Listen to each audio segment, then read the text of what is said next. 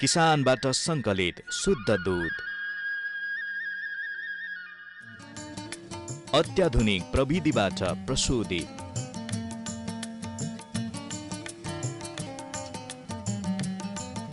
मिसावट रहित NMC dairy product,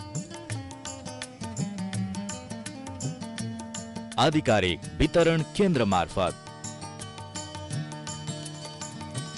शुद्धताको प्रतीक NMC dairy product सेवन गरौं, स्वस्थ रहौं।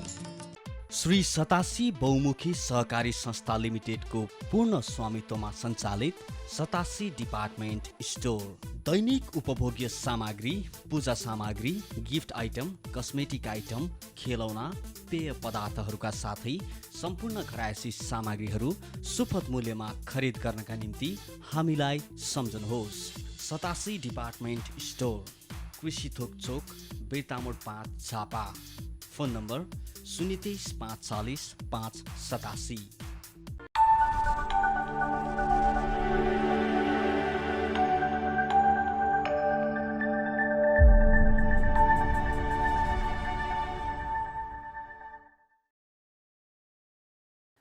प्रिय दर्शकवृन्द, नमस्कार तथा न्यानो सहकारी अभिवादन।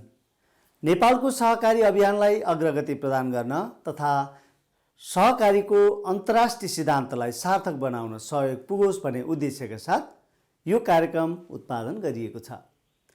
हरेक महिनाको पहिलो र तेस्रो बुधबार बेलुकी 8:30 बजे सूर्योदय टेलिभिजन र हिमशिखर टेलिभिजनबाट कार्यक्रम साझा सहकारी मञ्च एकसाथ प्रसारण हुने गर्दछ।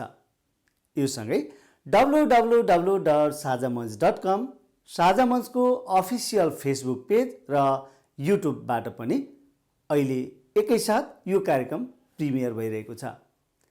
प्रस्तुत कार्यक्रमलाई तपाईसम्म पुर्याउन नेपाल बहुद्देश्य सहकारी संस्था लिमिटेड एनएमसी झापा, कर्णाली बचत तथा ऋण सहकारी संस्था लिमिटेड बिर्तामोड झापा र सिमरिक बचत तथा ऋण सहकारी संस्था लिमिटेड बिर्तामोड झापाले प्रायोजन गरेका छन्। यस्तै गरी 87 बहुद्देश्य सहकारी संस्था लिमिटेड बिर्तामोड झापाले कार्यक्रम उत्पादनमा वित्तीय सहभागिता जनाएको छ। दर्शकवृन्द, साझा सहकारी मञ्चको आजको अङ्कमा हामीले केही नयाँ र केही पुराना रिपोर्टहरू समावेश गरेका छौँ। सहकारी अभियानलाई उन्नत बनाउने गरी सुरु भएका पृथक कार्यक्रम समेटिएका रिपोर्ट तथा सहकारी समाचारहरू अबको प्रस्तुतिमा। बहुव्यवसायमा अग्रसर मुलुककै अग्रणी नेपाल बहुद्देश्य सहकारी संस्था एनएमसी झापाको तेस्रो व्यवसाय एकीकृत नमुना कृषि फार्मले बिस्तारै लक्षित मार्ग पहिल्याउन थालेको छ। वित्तीय व्यवसाय र डेयरी व्यवसायपछि संस्थाले कृषि फार्म सुरु गरेको हो। मेचीनगर नगरपालिका वडा नम्बर 14मा 16 बिघा जमिन किनेर एनएमसीले कृषि कर्म गरिरहेको छ।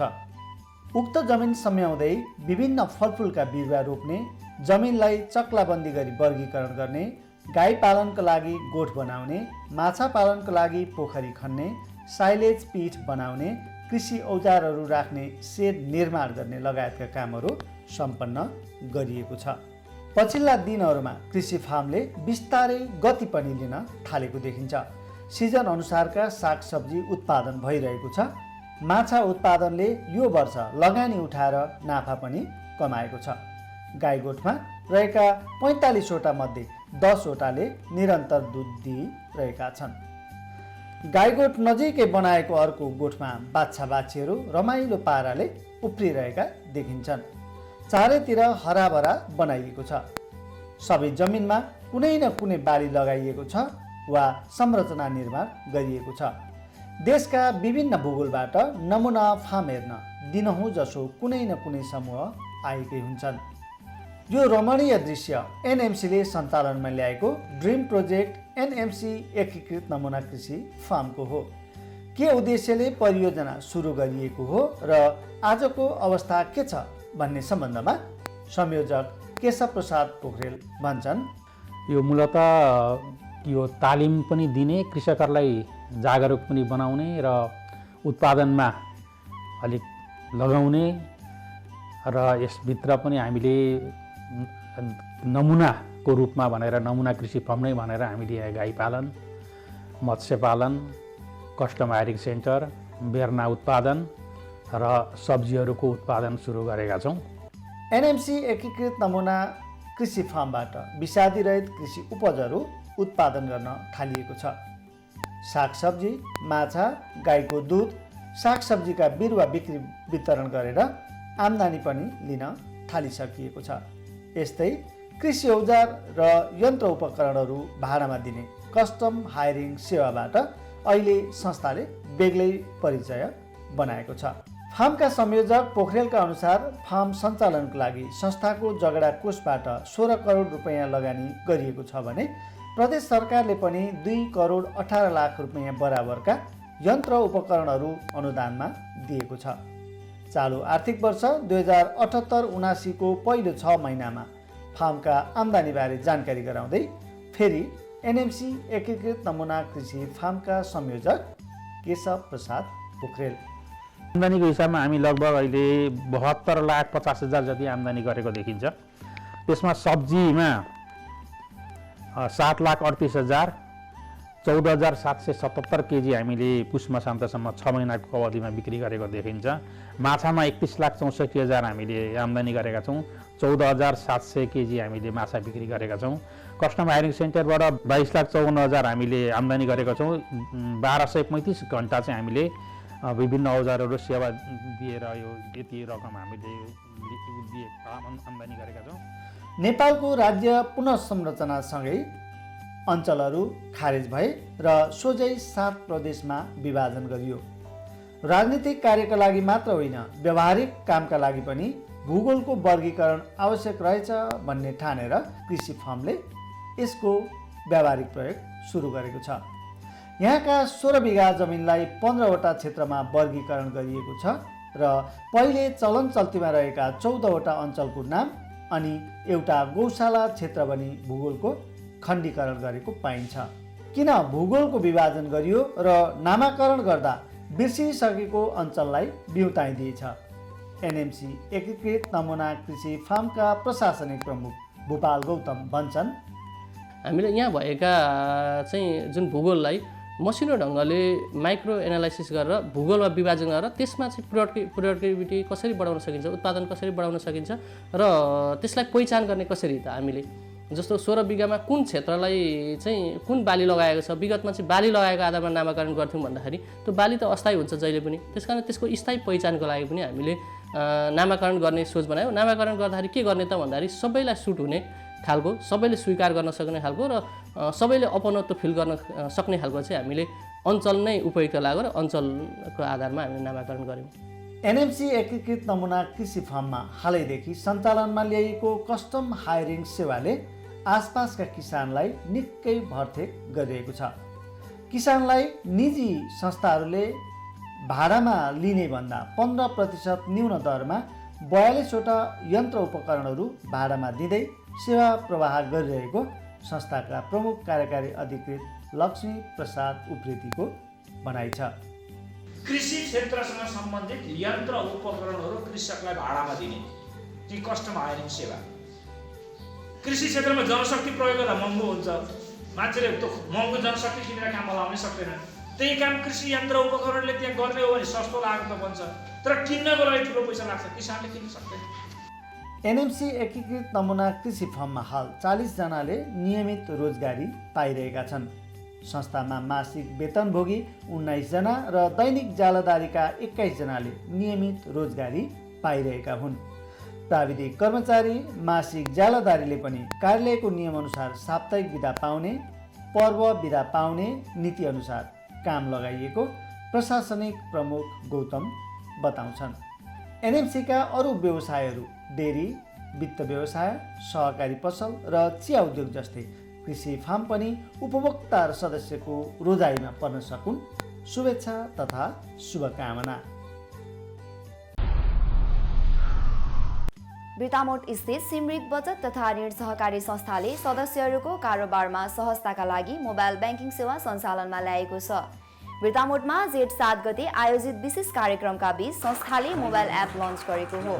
मोबाइल ब्याङ्किङ सेवा सञ्चालन गर्नुपर्ने आवश्यकता र औचित्यबारे प्रस्ताउँदै सिमरिक साकोसका कार्यकारी प्रमुख कमल बहादुर बस्नेतले प्रविधिको प्रयोगबाट उत्पन्न हुने सकारात्मक र नकारात्मक पक्षबारे पनि चर्चा गरेका थिए। उनले नयाँ प्रविधि संस्थामा भित्राउँदा कर्मचारीहरूलाई धेरै सहज भएको जनाउँदै भने अब सुखका दिन आए, प्रविधिमा प्रवेश गर्दा कागजी ढड्डा त रोकियो, तर हाम्रा सबै कारोबारहरू हावामा उडिरहेका छन् भन्ने स्मरण गर्दै हामी अत्यन्तै चनाखो हुनुपर्ने पनि भएको छ। जति जति प्रविधिमा हामी प्रवेश गर्दै जान्छौँ त्यति नै अब चुनौती थपिँदै जानेछन्। अब हामीले सुस्ताउनु पर्ने, आराम गर्नुपर्ने दिन आएपटक्कै होइन। अब हामी अत्यन्तै सचेत हुनुपर्ने परिस्थिति छन्। ढड्डा त नपल्टाउँला, तर हिसाब हावामा उड्दैछ। अब मान्छेको गोजीमा, हाम्रा सदस्यको गोजीमा, हाम्रो गोजीमा पैसा राख्न चाहिरहेका छैनौँ। हामीले राखेमा कारोबार भएका सदस्यहरूको हिसाबलाई हामीले हावामा उडाएर वृत्तबाट अवतरण गराउँदैछौँ। कति जोखिम छ, कति संवेदनशील छ। अब यसलाई जसरी हिसाब उडायौँ त्यसै गरी अवतरण गराउने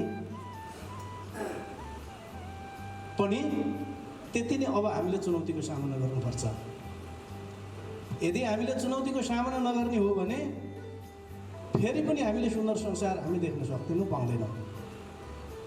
र यो कार्यक्रम अब हाम्रो निमित्त भन्दा पनि हाम्रा 50,000 सेयर सदस्यको निमित्त हामीले सदस्यको सुविधालाई चुस्त दुरुस्त र छिटो प्रवाह गर्नको निमित्त अब हामी प्रविधि मन्त्री हुँदैछौँ।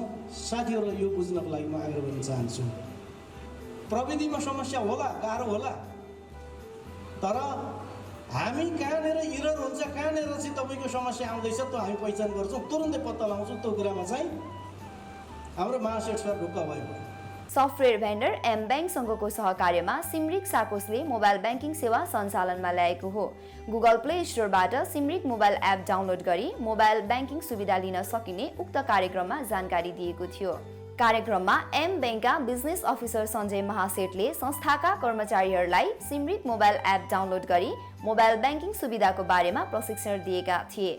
उनले सिमरिक मोबाइल एपमा ई सेवाका युटिलिटी सर्भिसहरू समावेश भएकाले एन्ड्रोइड र आइओएस दुवै प्लेटफर्ममा चलाउन सकिने पनि बताए। मोबाइल ब्याङ्किङ जुन एप तपाईँहरू लन्च गर्दै हुनुहुन्छ त्यो झन् सजिलो छ, ब्याङ्कको एप भन्दा पनि सजिलो छ। तपाईँहरूले त्यो लगइन गरेर हेर्नु भएको थियो, तपाईँलाई ठ्याक्कै थाहा हुन्छ। सो यसमा सर्भिसेसहरू के छ त, जस्तो एप नोटिफिकेसन, जति पनि तपाईँको डिजिटल ट्रान्ज्याक्सन तपाईँहरूले गर्नुहुन्छ, जस्तो तपाईँले डिपोजिट विथड्र गर्नुहुन्छ अथवा रिचार्ज गर्नुहुन्छ अथवा ब्याङ्क ट्रान्सफर गर्नुहुन्छ, त्यो सबैको मोबाइल एपमै नोटिफिकेसन आउँछ। तपाईँले चाहिँ यति चाहिँ रिचार्ज गर्नुभएको थियो अथवा यति चाहिँ तपाईँ ब्याङ्क ट्रान्सफर गर्नुभएको थियो, अथवा जे ट्रान्सफर गर्नुभएको छ त्यसको चाहिँ एपमै नोटिफिकेसन आउँछ। सिमरिक मोबाइल एपबाट सदस्यहरूले बिजुलीको बिल भुक्तानी, खानेपानी महसुल, इन्टरनेट, टिभी महसुल, इन्सुरेन्स प्रिमियम, हवाई टिकट खरिद लगायतका सुविधा पाउने बताएको छ।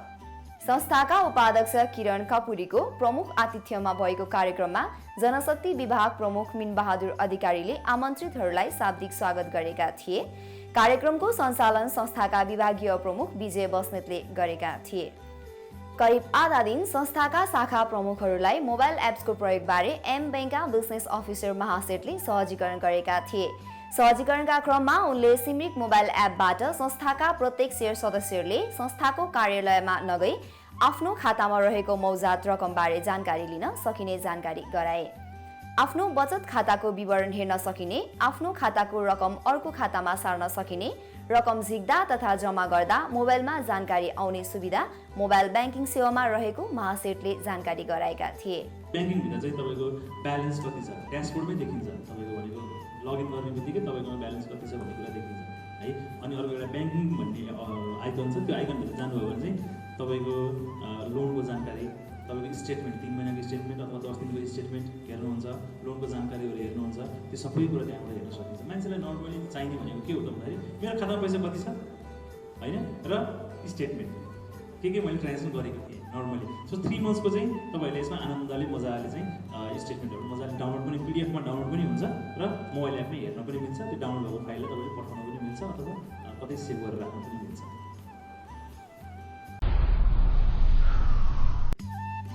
पूर्वी नेपालमा नै पहिलोपटक झापाको दमक स्थित मेची बहुद्देश्य सहकारी संस्थाले सहकारी ग्राम निर्माण गरिरहेको छ। डेरामा बसेका, घर बनाउन एकमुष्ट रकम नभएका वा रकम भएर पनि घर निर्माणका लागि समय निकाल्न नसक्ने वर्गलाई लक्षित गरेर संस्थाले सहकारी आवास निर्माण गरिरहेको हो। 1 बिघा 18 कट्ठा क्षेत्रफलमा फैलिएको मेची आवासमा कम्पाउन्ड वाल गरेर 30 फुटे र 20 फुटे बाटो निकालिएको छ।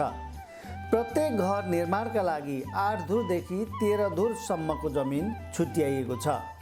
56वटा घर निर्माण गर्न छुट्याइएको भिटामध्ये यो रिपोर्ट सङ्कलन गर्दासम्म 48वटाको बैना पनि भइसकेको छ। बैना गरिएकाहरूमध्ये 70% घरहरू निर्माणको चरणमा पाइएका छन्। जमिनको प्रकृति, क्षेत्रफल र लोकेसनको आधारमा प्रत्येक घरको मूल्य 43 लाखदेखि 53 लाख रुपैयाँसम्म कायम गरिएको छ। मेची आवासमा घर बुक गर्ने प्रक्रिया सम्बन्धमा संस्थाका सचिव राजेन्द्र दाहाल भन्छन्, यसको विधि हामीले मापदण्ड निर्धारण गरेका छौँ। सुरुमा जसले घर जमिनको बारेमा उहाँहरूले एग्रिमेन्ट गर्नुहुन्छ त्यो बेलामा जम्मा त्यो भूगोलको क्षेत्रफलको 15% उहाँहरूले फर्स्ट टाइममा जम्मा गर्नुहुन्छ। त्यस पछाडि पहिलो तला ढलाइ गरिसके पछाडि बाँकी रहेको 50% पहिलो तला ढलाइ गरिसके पछाडि उहाँले सुक्ता गर्नुहुन्छ। अनि अन्तमा फिनिसिङ भइसकेपछि उहाँहरूले बाँकी रहेको 50% गर्नुहुन्छ। हाम्रा सेयर सदस्यहरूलाई एकमुष्ट पैसा जम्मा गर्न नसक्नेहरूको लागि पनि हामीले मापदण्ड निर्धारण गरेका छौँ। उहाँहरूलाई चाहिँ संस्थाबाट उहाँहरूले कर्जा लिनुहुन्छ, किस्ताबन्दीको रूपमा उहाँले तिर्न पनि सक्नुहुन्छ। खालि त्यो अघि मैले भनेको जुन ढङ्गले भने 15% र बाँकी रहेको 50-50 त्यो नभएर होइन म किस्ताबन्दीको रूपमा सहकारीले तिर्छु भनेर भन्नुभयो भने उहाँलाई किस्ताबन्दीको रूपमा 5 वर्ष, 10 वर्ष, 15 वर्ष कतिसम्म चुक्ता गर्न सक्नुहुन्छ, जति जम्मा गर्न सक्नुहुन्छ उहाँले किस्ता जम्मा गर्नुहुन्छ। जब उहाँले फुलफिल गरिसक्नुहुन्छ उहाँहरू फिर्ता पाउनुहुन्छ। हामीले त किस्ताबन्दीको रूपमा उहाँहरूलाई सहुलियत जेसम्म दिन सक्छौँ, जति गर्न सक्नुहुन्छ किस्ताबन्दीको रूपमा 20औँ वर्षमा तिर्न सक्नुहुन्छ भने हामीले उहाँलाई त उपलब्ध गराउँछौँ नि त। त्यो त त्यस कारणले किस्ता ठुलो सक्नेले एकमुष्ट गर्न सक्नुहुन्छ, सामान्य किस्ता तिर्नेले त्यो पनि गर्न सक्नुहुन्छ र अत्यन्त म न्यूनतम तिर्छु, म सामान्य तिर्छु भन्ने ढङ्गले पनि 20 वर्षसम्मको हामी उहाँलाई चुक्ता गर्ने खालि समय अवधि निर्धारण गरेर सुविधा दिन्छौँ।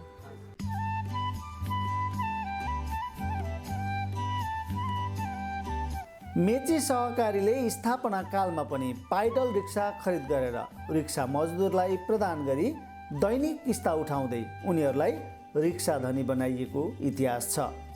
सोही पृष्ठभूमिलाई दृष्टिगत गरी न्यून आय भएका आफ्ना सदस्यहरूले भाडामा बस्दा घर धनीलाई तिर्ने रकम सहकारीमा किस्ता बुझाउँदै निश्चित समयमा घर धनी बनाउन लागि हो। सहव्यवस्थापक चन्द्रप्रसाद थापा संस्थाले बनाएको आवास नीति अनुसार सदस्यहरूले सो घरमा बसेरै चाहेको विधिबाट रकम बुझाउँदै घर धनी बन्न सक्ने व्यवस्था रहेको बताउँछन्। संस्था जति बेला स्थापना भएर सञ्चालन गरेको थियो त्यतिखेरै संस्थाले एउटा आयोजना अथवा एउटा परियोजना सञ्चालन गरेको थियो। दमक आसपासमा रहेको रिक्सा मजदुर साथीहरूलाई रिक्सा मालिक बनाउने अभियानबाट सुरु भएको संस्थाको कार्यक्रम अहिले आवास नभएका आवासविहीन सदस्यहरूलाई आवास दिएर त्यो कार्यक्रमको चरितार्थ अथवा त्यो कार्यक्रमलाई थप मलजल गरेर संस्था यहाँसम्म पुर्याएको छ। खास गरिकन यो प्रोजेक्ट कस्तो प्रोजेक्ट हो त भन्दा जो सदस्यहरू घरबारविहीन छन्, जो सदस्यहरू वर्षौँसम्म लगाएर अर्काको घरमा भाडामा बस्दा समेत आफ्नो घर कहिल्यै बनाउन सक्नु भएन, त्यस्तै जो सदस्यसँग पैसा छ र उहाँहरूसँग घर बनाउन सक्ने समय छैन, फुर्सद छैन, ती 2 जना सदस्यहरूलाई टार्गेट गरेर संस्थाले यो कार्यक्रम सुरु गरेको हो। यो कार्यक्रम घरबारविहीन सदस्यहरूलाई घर दिने अथवा आवासविहीन सदस्यहरूलाई आवास दिने कार्यक्रमको ताले यसको लागि छुट्टै सहकारी आवास नीति तर्जुमा गरेको छ। सोही नीतिमा उल्लेख भए बमोजिम संस्थामा घर नभएका सदस्यले अथवा घर खरिद गर्न चाहने सदस्यज्यूहरूले घर बुकिङ गर्दाखेरि उहाँको घरको मूल्यको 15% जम्मा गर्नुपर्ने हुन्छ। सो जम्मा गरिसके पछाडि उहाँको नामको घर बुकिङ भएर उहाँले घर बन्नका लागि शुभारम्भ गरिन्छ र घरको पहिलो तला ढलाइ भइसके पछाडि बाँकी रहेको 50% र सम्पन्न भइसके पछाडि बाँकी रहेको 50% गरेर बुझाउने गरीको व्यवस्था संस्थाले गरिदिएको छ। साथै यसमा थप सुविधा के दिएको छ संस्थाले भन्दा 15% सदस्यले पैसा लिएर आउनुहुन्छ, उहाँको नाममा घर बुकिङ हुन्छ, पछि उहाँले क्यासै बुझाउनु भयो र सबै नगदै किन्न पनि सक्नुहुन्छ। यदि उहाँले त्यो चाहनु भएन भने संस्थाले बाँकी रहेको अवधिको लागि अथवा बाँकी रहेको पैसाको लागि 20 वर्ष लामो सहकारी आवास कर्जा पनि व्यवस्था गरेको छ। सोही घरलाई धितो मानेर सदस्यले कर्जा स्वरूप प्रवाह गरेर संस्थाले लामो अवधिमा अथवा 20 वर्ष लगाएर थोरै थोरै पैसा जम्मा गरेर तिर्न सक्ने गरीको प्रावधान पनि संस्थाले बनाइदिएको छ।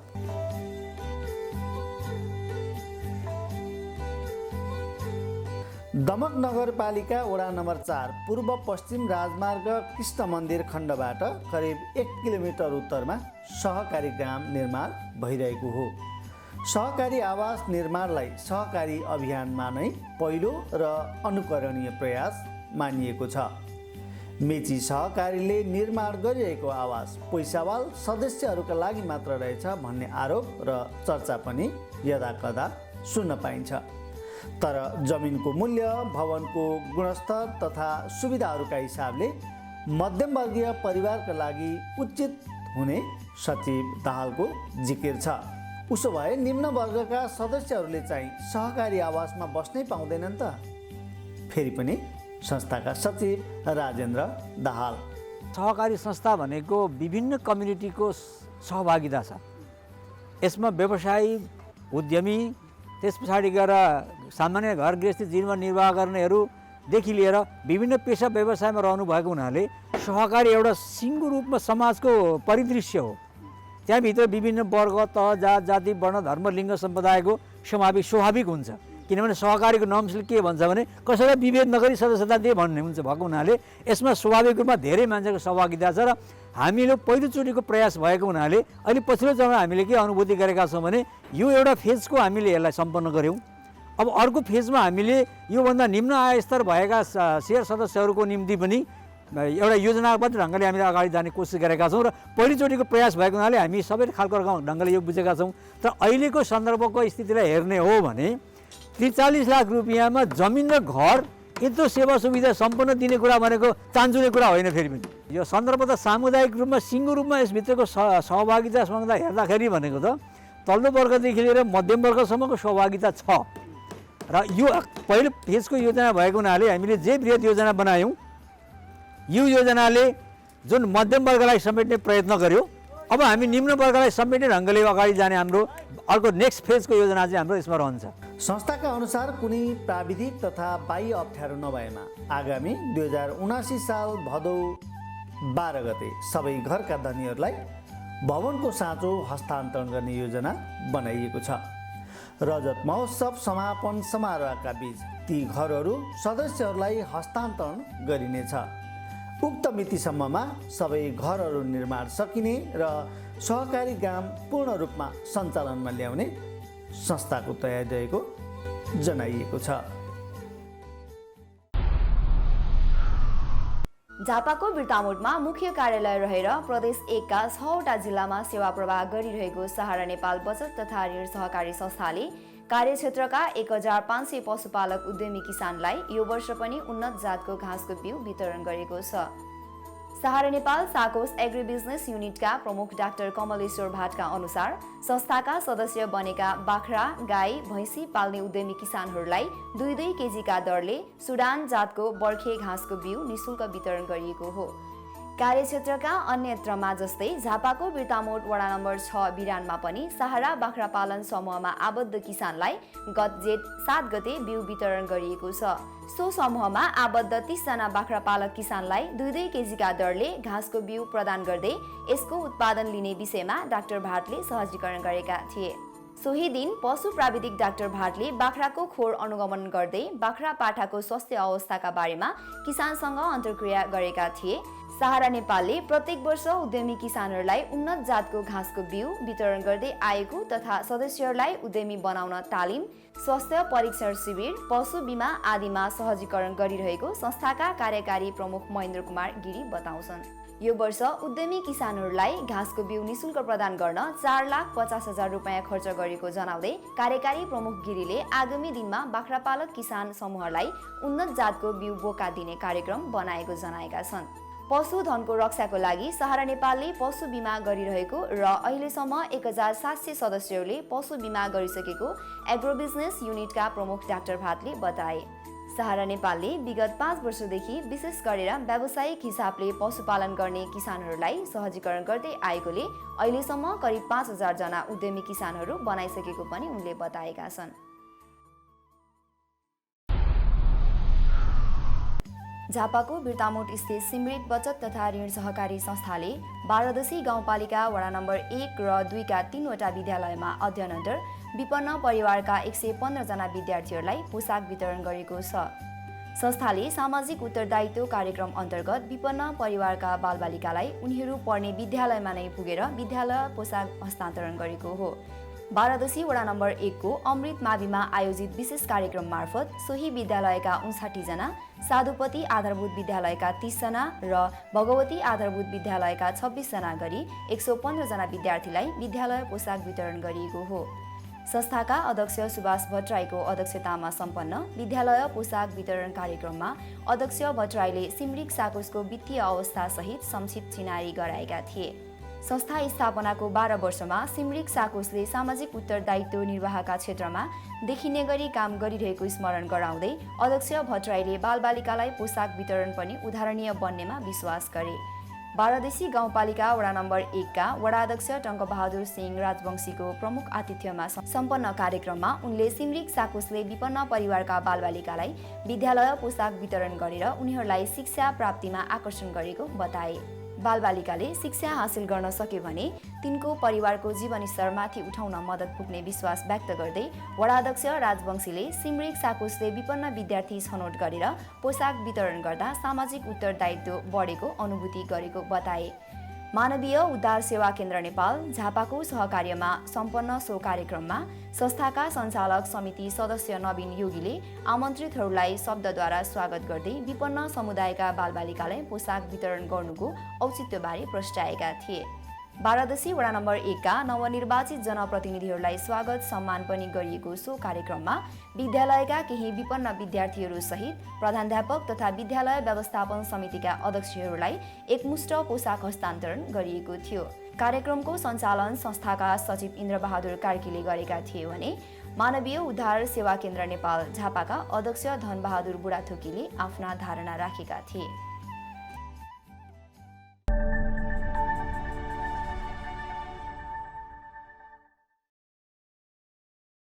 प्रिय दर्शक, यिनै प्रस्तुतिहरूसँगै कार्यक्रमका लागि निर्धारित समय सकिने लागेको छ। प्रस्तुत कार्यक्रम बिहिबार, शुक्रबार र शनिबार बिहान 10 बजेदेखि दिउँसो 12 बजे भित्रमा दुईवटै टेलिभिजनमा दुई पटक पुनः प्रसारण गरिनेछ। साथै www.sajamanch.com लगइन गरी तपाईँले चाहेको समयमा विश्वभरबाट हेर्न सक्नुहुनेछ। साझा मञ्चका सबै प्रस्तुतिहरू युट्युबमा पनि उपलब्ध छन्। प्रस्तुत कार्यक्रमलाई तपाईँसम्म पुर्याउन वित्तीय सहयोग गर्ने एनएमसी झापा, कर्णाली साकोस र सिमरिक साकोस तथा 87 बहुद्देश्य सहकारी संस्थाप्रति हामी हार्दिक आभार व्यक्त गर्दछौँ। हवस् त, यतिन्जेल कार्यक्रम हेरेर साथ दिनुभएकोमा तपाईँलाई धेरै धेरै धन्यवाद। कार्यक्रम साझा सहकारी मञ्चको सम्पूर्ण युनिटसहित मलाई पनि बिदा दिनुहोस्। नमस्कार, जय सहकारी।